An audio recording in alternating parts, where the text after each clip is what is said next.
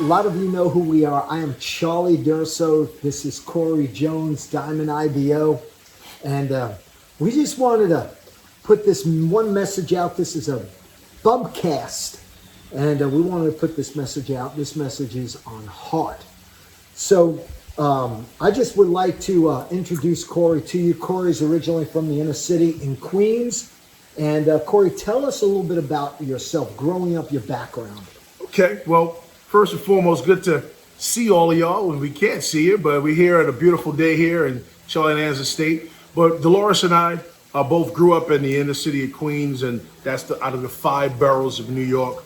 And I grew up in not so much in a house. I grew up in an apartment complex that was, based in multiple buildings in one section. So it was a community of a lot of people.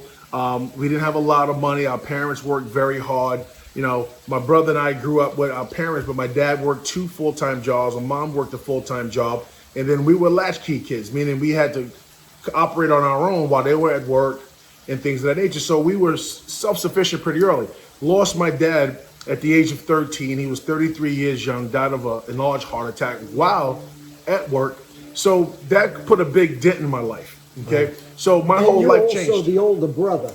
I was the older brother. That man. Yeah, so I was the older brother at 13. My brother was 11. So now at 13, I had to grow up pretty fast. So now I had to be more like a father figure to my brother and a support for my mom. So I got my first job after my dad passed at 13 years young. Right. So 13, I lose my dad. 13, I start working. 13, I'm out of control of my thoughts. I have no man in my life to guide me. Just the inner city drug dealers and athletes and coaches. So I had to find a focus to get me disciplined. Excellent. So that's pretty much where we started. Now, you played semi-pro basketball. Yeah. I think you played over at Europe. No, well, I played all through high school. High school? All through collegiate. Then I played in semi-pro formats here in New York City. I played on traveling pro teams. As I was beginning to go to Europe, to play in the Philippines, this is when my wife and I got approached about business mentorship. Excellent. So I want you to talk a little bit about heart.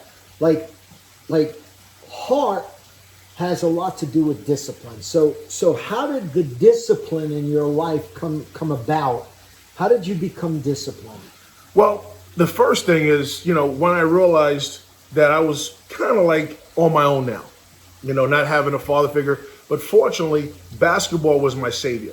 I picked up coaches who became mentors, in my life. And I needed to know how to be a man when I was still a young man. So the discipline came when I started to be a part of an organization, a basketball organization, right, which taught me discipline, accountability, dependability, leadership, and teamwork. And those are the things I learned. So the discipline came from having a schedule with my coach and my mentor, my team. So once I became a part of basketball, it gave me structure that I didn't have. I had no structure. So the discipline came from that. And then immediately I changed my association because I didn't want to lose my freedom. All my family and friends that I grew up with were either in jail or they died. Wow. And I didn't want that. I wasn't going to be a drug dealer. I wasn't going to be an MC, but I wanted to play sports. So the discipline came from being a part of sports and having a coach who told me what I needed to hear, not what I wanted to hear in life. Were there times when you didn't want to hear what you needed to hear? There's times I still don't want to hear what I need to hear. So that comes from him. He tells me things that I need to hear, but I don't want to hear, but I need to hear. But you take it. I take it like a man. Take it like a man, but a champion, most importantly. So let me ask you, how did you keep heart? Because I've seen people start off in different ventures, whether it be this business or other endeavors as well. Right. And what happens is, they're all gung-ho, and then for some strange reason, you look in their eyes and the lights are on, but there ain't nobody home. It's like there's nothing there. Nothing the there. passion's not there. In other words, the heart's not there, right, because the eyes are the windows to the soul. And so how did you keep that heart? How did you sustain yourself? Great question. And I'm asked this question pretty often. And so I'll tell you what attracted me to the BWW organization, powered by also the Amway organization, but what powered me the most about the BWW organization was when basketball was over, I didn't want to lose that association that kept me disciplined, that kept me grounded, kept me focused. So when I went to my first function and what I saw, yeah, people making money, people had lifestyle, but what I saw were two things. I saw people with conviction and I saw people with courage. When I saw people go on that stage, whether they were black, whether they were Hispanic, whether they were white, I saw a place for me in Dolores. But two things I saw: courage and conviction. And that courage and conviction is what caused me to be attracted to this organization and be around people with heart. Right. You know, you can be tough, you can be rough, but you still got to have a soft heart at times. What I saw in this organization was a love of people. Right. I've often heard you say, my people. And so you're referring to your culture. Absolutely. And because you represent your culture, you're 100%. an example for other people to be empowered by you and your actions Absolutely. and your successes within your culture. 100%. There's a lot going on today, as we all know, in this world. But what I see in the BRIC community is a way for me to empower and help my community and the black community. Now, my community, I don't live in that community no more, but I still go to that community Right. and empower and help other people. So I'm paying it forward. I use this business more, not just for my family, for other families. Make sense? So this is the greatest place to control your association. There's no anger here. There's no issues here. The solution is here.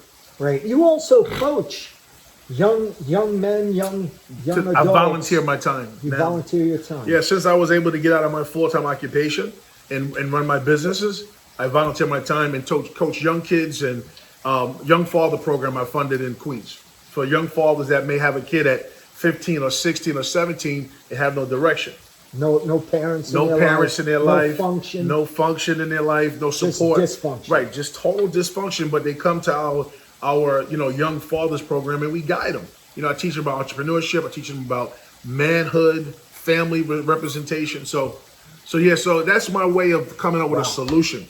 So if we could just wrap it up, how or what would you recommend to somebody out there right now watching this Bumpcast? Mm-hmm. What would you recommend to sustain their passion, their heart? Well, my opinion, and I've learned this from my mentors, especially Charlie and Ann helping me and Dolores. What I've come to find out is that you set the goal.